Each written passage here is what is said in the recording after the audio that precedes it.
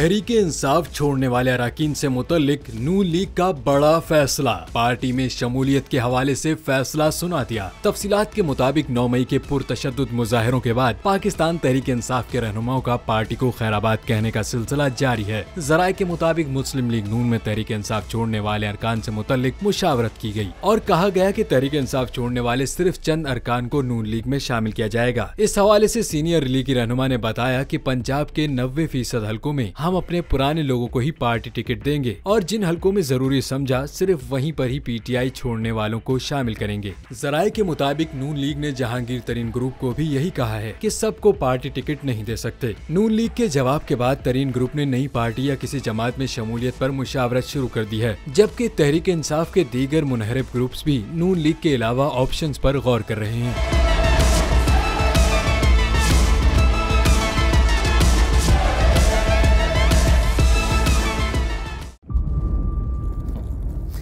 इंतजार था ना, चलो इस बार वो करते हैं जो इससे पहले किया ही नहीं। किस्मत की आंखों में आंखें डाल के जीतना होगा।